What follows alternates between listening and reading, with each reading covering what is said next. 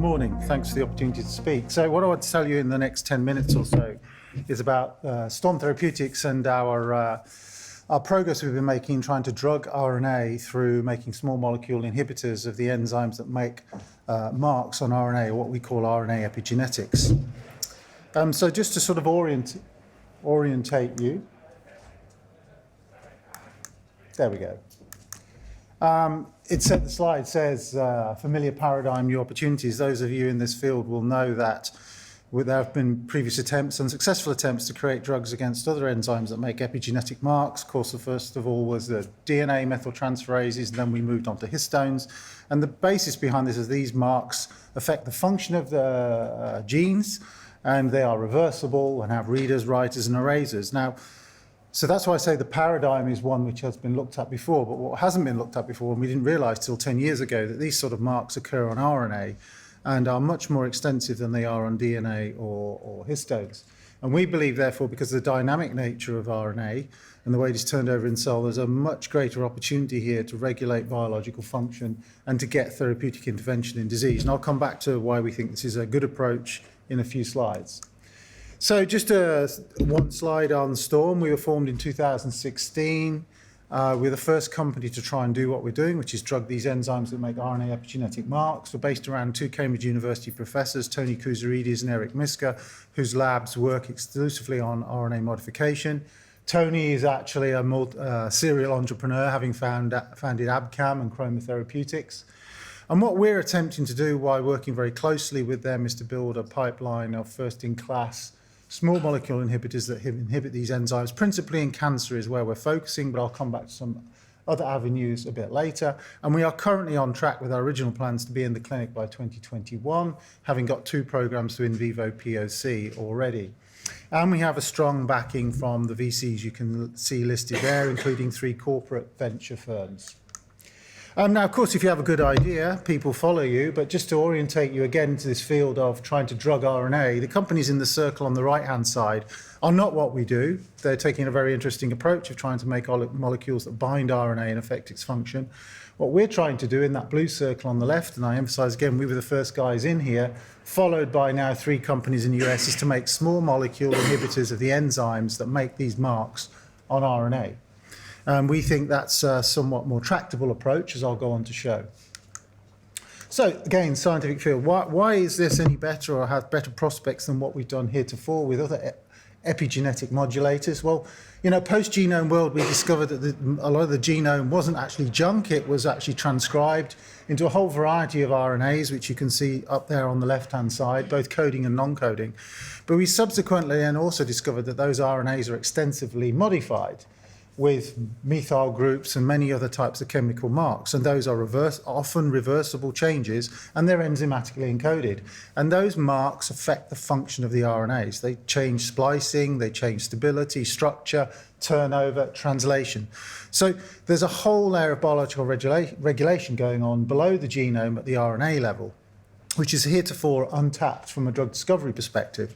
Now, that's great, of course. That's phenomenology, but if it's going to be any use from a therapeutics point of view, you've got to have people who understand the biology and begin to link that to disease. And so all I've done here is catalogue a few of the papers, and this is growing all the time, doing just that, beginning to link marks in the what some people call the epitranscriptome to particular disease states. And there is a paper there, the second one down, by one of our founders, linking a particular enzyme I'll come back to, driving AML. And this literature is growing all of the time. So when we started, there are a variety of enzyme classes we could have think about working on, and we did work on more than one, but now we've really focused our efforts on the methyltransferases, which are up there on the top left. And that in itself is not a small task. There are about 75 of those enzymes in the genome.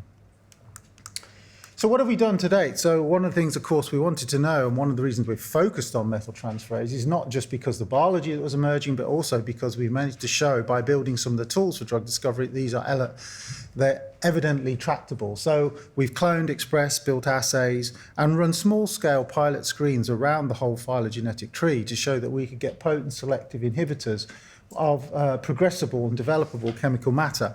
And from that, we've learned quite a lot about what what chemistry will work in this family. We've learned a lot about what the substrates are and a lot about this sort of protein architecture. So this is a platform we can use to develop drugs against any methyltransferase that should come up in the literature, aside from the ones we're already focused on, any RNA methyltransferase, I should say.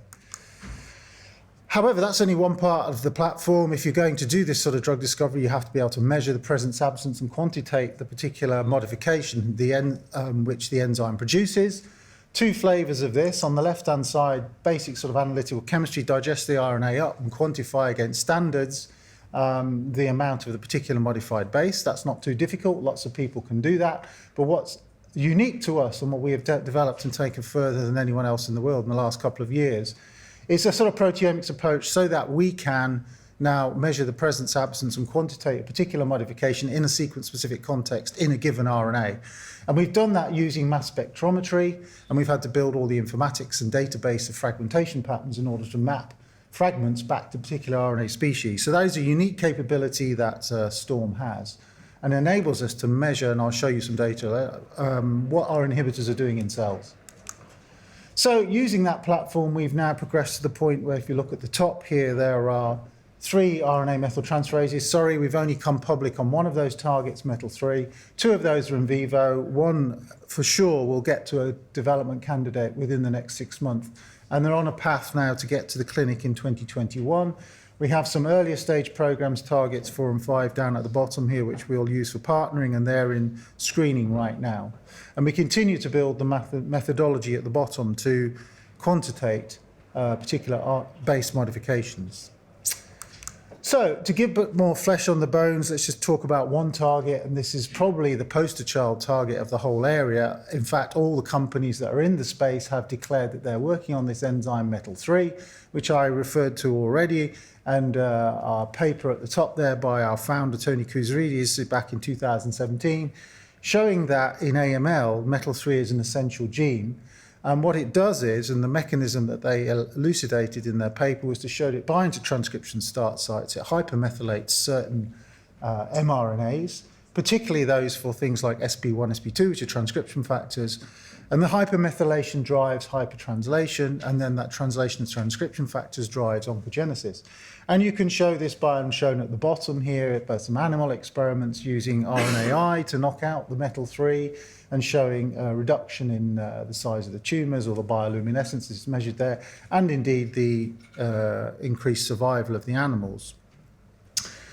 So with that sort of evidence that we had seen, obviously before publication from our founder's lab, we decided to mount a drug discovery campaign, and this very busy slide kind of walks you from top left down to bottom right through that whole process of going through a high throughput screen, validating those hits with orthogonal assays, showing that you can reduce the levels of that modification in a cell.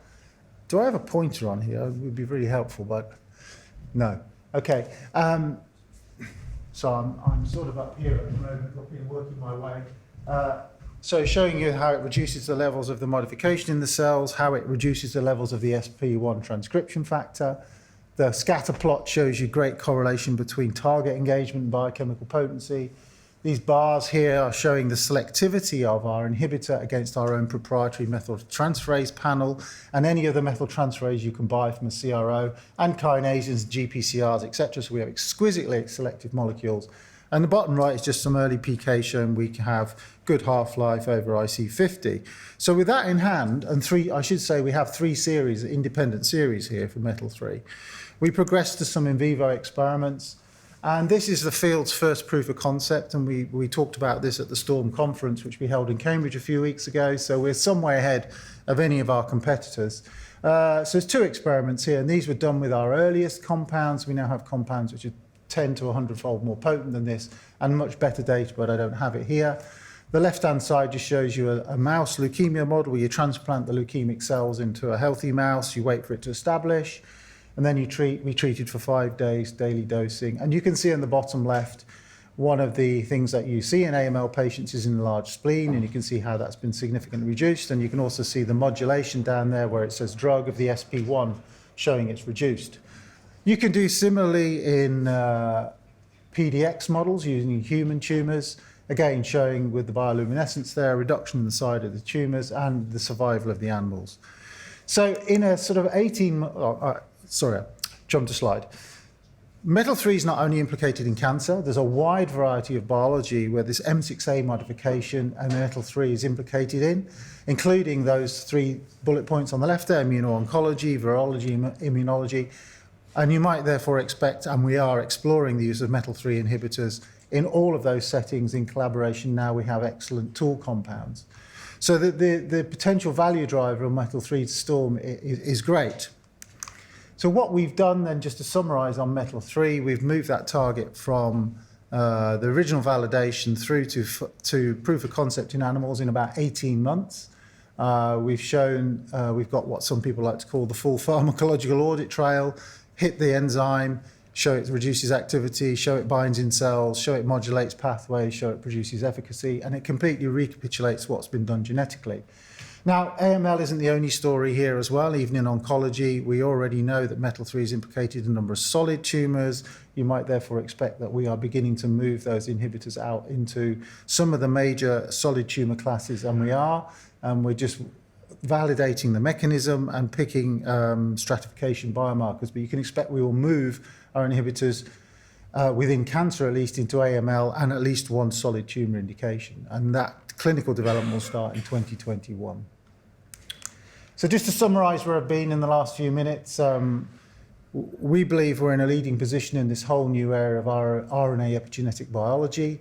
The things that we think help us create value for the company as one is the first mover advantage by being the first company in the space. 2, our focus on and being aggressive to progress only one enzyme family.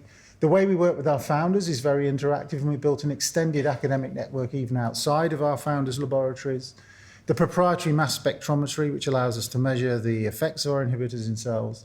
As I said, going forward, we aim to be in the clinic 2021, and we're on course for that.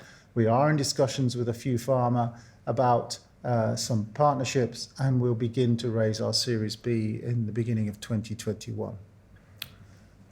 And that's all, folks, as I say.